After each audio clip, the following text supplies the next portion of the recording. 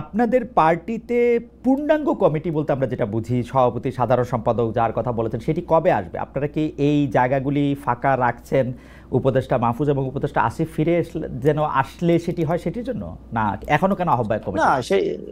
না, আপনি উপদেষ্টা মাহফুজ, উপদেষ্টা হচ্ছে আসিফ, উনারা যে আমাদের পার্টিতে আসবে বা আদৌ রাজনীতি করবে কি করবে না সেই সিদ্ধান্ত উনাদের। এমনও তো হতে পারে উনারা অন্য রাজনৈতিক দলে যেতে পারেন, এটা উনাদের সিদ্ধান্ত যে উনাদের মতো করে আসলে এটা হবে। আমরা কি কোনো কাজ, এটা এক ধরনের রং পারসেপশন, এটা সম্পূর্ণ রং পারসেপশন। মানে এবং আমি আপনাকে এটা রং পারসেপশন, উনারা তো আপনাদেরই মানে ভাই, বন্ধু, সহযোদ্ধা, সহনাগরিক। উনারা কি আমি জিজ্ঞেস করতে চাই, ওনারা কি এনসিপির প্রতিনিধিত্ব করছে সরকারে? আমার কাছে এনসিপির তো তখন জন্ম হয় নাই যখন তারা সরকারে গেছিলেন। আমার কাছে মনে হয় উনাদের প্রতিনিধিত্ব এনসিপি করতেছে, এটা একটা আমার কাছে মনে হয় উনারা আর আপনারা একই লোক। কেমনে মনে হয়? কারণ সকল কথায়, সকল আচরণে আপনারা সরকারকে ডিফেন্ড করেন, সরকারের যতটুকু অংশ দুই উপদেষ্টা, ছাত্র উপদেষ্টা আপনাদের আছেন তাদেরকে ডিফেন্ড করেন, তারা আপনাদেরকে ডিফেন্ড করেন। আমরা কেমনে সরকারকে, না আমরা আপনারা সরকারের যতটুকু, হ্যাঁ আপনারা সরকারের সমালোচনা করেন, না যতটুকু দেখেন, হ্যাঁ সরকার যতটুকু হচ্ছে উপদেষ্টা দুজনকে বাদ দিয়ে আপনারা সমালোচনা করেন সরকারকে।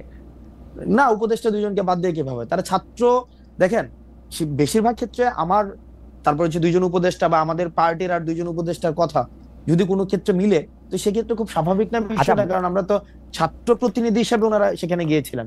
এখন এই মিলে যাওয়ার মানে আমরা দেখেন, আমরা তিনজন ছাত্র উপদেষ্টা পেয়েছিলাম, তিনজন ছাত্র উপদেষ্টা পেয়েছিলাম। একজন ছাত্র উপদেষ্টা এসে এই দলের আহ্বায়ক হয়েছেন, দুই ছাত্র উপদেষ্টা আলাদা রয়েছেন। এই দুই ছাত্র উপদেষ্টা যখন কোনো সরকারি কাজে সম্পৃক্ত হন, রাষ্ট্রীয় কোনো যখন সিদ্ধান্ত নেন, আমরা দেখা যায় এনসিপি একই সূত্রে কথা বলে। যেমন ধরা যাক দক্ষিণ ঢাকা নিয়ে মেয়র কে হবেন, ইশাক হবেন নাকি অন্য কেউ হবেন, সেটাতে উপদেষ্টা আসিফ এবং এনসিপির কথা পুরোপুরি মিলে যায়। স্পেসিফিক যদি আরো উদাহরণ চান তাহলে আমি এইরকম বলতে পারি যে কোনো একটা জায়গায় গিয়ে দেখেন উপদেষ্টা আসিফ যদি একটা সঠিক পজিশন নেন, একটা রাইট পজিশন নেয় কোন একটা বিষয়ে, যে কোন উপদেষ্টা, তো সেক্ষেত্রে এই পজিশনটাকে যদি আমরা এটাকে আবার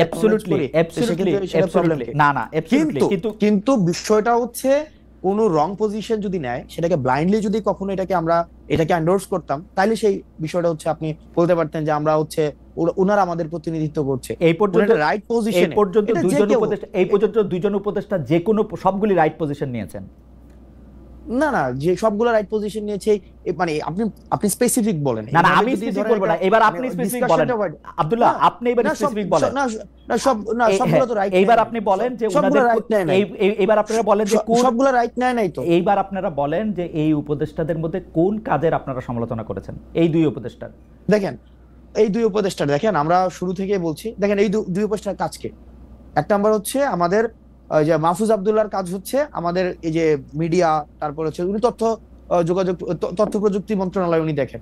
আমরা কিন্তু বারবার বলে আসছি, যেমন মিডিয়া নিয়ে আমরা বারবার করে বলে আসছি যে দুইজন আমাদের ছিলেন, একজন নাহিদ ছিলেন এবং মাহফুজ আব্দুল্লাহ ছিলেন, উনারা কিন্তু ফেল করছে। মাহফুজ আলম ছিলেন, উনারা ফেল করছে।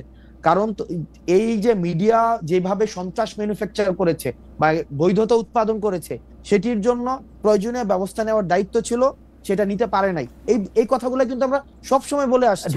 এই ব্যাপারগুলো কিন্তু আচ্ছা যাই হোক হাসান, আজকে অনেক প্রথম কথা হলো আমি বলি, প্রথম কথা হলো যে আপনি আমার চেয়ে অনেক স্মার্ট। আপনি যদি এখন শাক দিয়ে মাছ ঢাকতে চান তাহলে আমি এটা আমি বলতেছি যে আপনি মাহফুজের বা আসিফের কোন কাজের আপনি সমালোচনা করছেন? আপনি বলতেছেন যে যথেষ্ট পরিমাণে যে যারা হাসিনার আমলে সম্মতি উৎপাদন করছে তাদের বিরুদ্ধে যে ব্যবস্থা নেওয়া হয় নাই, সেইটা হলো মাহফুজের ব্যর্থতা বা আসিফের ব্যর্থতা। না দেখেন আপনি, না অবশ্যই ব্যর্থতা। কেন? মানে এখনো পর্যন্ত ওটা তো ওনার কাজ, এটার জন্য আবার আসিফকে দায়ী করা যাচ্ছে না। আসিফের কাজ হচ্ছে এলজিআরডি উনি দেখেন, উনি স্পোর্টস মিনিস্ট্রি দেখেন, আসিফ মাহমুদ এই দুইটা মন্ত্রণালয় দেখেন। এখন এই দুইটা মন্ত্রণালয়ের আপনি বলেন না যে কোন কোন বিষয়গুলা আপনি বলেন। আমি ইশাকের কথা বললাম, মেয়র ইশাকের ক্ষেত্রে আসিফের অবস্থান এবং সেই আসিফ জনাব আসিফ নজরুল, দেখেন আসিফকে আমরা কি দেখেন আমি একজন প্রশাসক, উত্তর ঢাকায় প্রশাসক নিয়োগের ক্ষেত্রে আসিফের গাজোয়ারি অবস্থান আপনারা কোনোদিন প্রতিবাদ করেন না। এটা অন্য কোনো উপদেষ্টা হলে, অন্য কোনো সরকার হলে কি জোয়ারি অবস্থান, গাজোয়ারি অবস্থান, গায়ের জোরে নেওয়া, মানে হ্যাঁ গায়ের জোরে কি করছে, মানে কি করছে? উত্তর ঢাকায় প্রশাসক নিয়োগ দিচ্ছে, দক্ষিণ ঢাকায় ইশাককে ইয়াতে দেন নাই, শপথ নিতে দেন নাই। আমি আমি আমি যত না শপথ নিতে দেন, এটা একটা সাবজুডিস ম্যাটার ছিল যে না, কোনো সাবজুডিস ম্যাটার ছিল না, হাইকোর্ট থেকে সেটা সেটেল ম্যাটার ছিল। সেক্ষেত্রে উনি বলছেন যে উনি আইন উপদেষ্টার জন্য ওয়েট করতেছেন, উনি বলছেন যে উনি আইন উপদেষ্টার জন্য ওয়েট করতেছেন, যদিও খুব ভালোভাবে জানতেন যে আইন উপদেষ্টা আছে হচ্ছে এখন সাউথ আফ্রিকা, এবং আইন উপদেষ্টা আসার পরে বলছেন যে সময় পার হয়ে গেছে। এখন দেখেন না সময় পার হয়ে গেছে, এখন যে সেক্ষেত্রে যে মন্ত্রণালয়ের দায়িত্ব ছিলেন এই মন্ত্রণালয়ের এটা বিষয় বা এটা হচ্ছে হাইকোর্টের বিষয়, তো হাইকোর্টের বিষয় হাইকোর্টের ম্যাটারটা সেটেল ছিল। এখন আসিফ মহোদয় চেক ইট ব্যাক আব্দুল্লাহ, হাইকোর্টের আসিফ মহোদয় তার ইয়া অনুযায়ী আপনার এলজিআরডি তে উনি যেই ডিসিশন নেওয়া প্রয়োজন উনি এই ডিসিশন নিয়েছে। এটার যদি আপনার কোনো ধরনের আমার প্রশ্ন এটা না, আমার প্রশ্ন এটা না জনাব আব্দুল্লাহ, এইটা আমার প্রশ্নই না। আমার প্রশ্ন হচ্ছে যে আপনারা যৌক্তিকভাবে উনাদের কাজের কোনো প্রতিবাদ করছেন না? আমার উত্তর, আমার ফাইন্ডিংস হচ্ছে না, আপনারা করেন নাই। আমরা বিকজ করেন নাই, কারণ হচ্ছে যে আপনারা তাদের বন্ধু, আমরা হচ্ছে এবং এনসিপির জন্য তারা জায়গা খালি রাখতেছে। দেখেন উনারা জুলাই গণ অভ্যুত্থানের প্রতিনিধি হিসেবে সেখানে গিয়েছে, ওনারা এনসিপির কোনো প্রতিনিধি হিসেবে সেখানে যায় নাই। এনসিপি তো জন্ম হয় নাই, প্রতিনিধি হিসেবে যাবে কেন? না তাহলে অথবা কি বা আমাদের কোনো প্রতিনিধি হিসেবে সেখানে যায় না যে তাদের সাথে আমাদের বন্ধুত্বের সম্পর্ক, এক নম্বর বিষয়।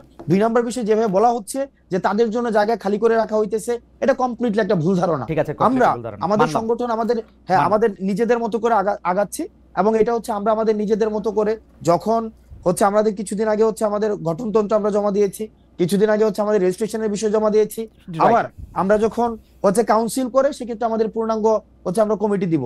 সেক্ষেত্রে এটা কে আসছে কে গেছে কে আসবে না ইনক্লুড হবে। ওকে, কাউন্সিলটা কি আপনাদের অতি শীঘ্রই করার কোনো ইচ্ছা আছে, না কাউন্সিলটা আপনারা পরে করবেন? এটার ব্যাপারে কি সিদ্ধান্ত আছে?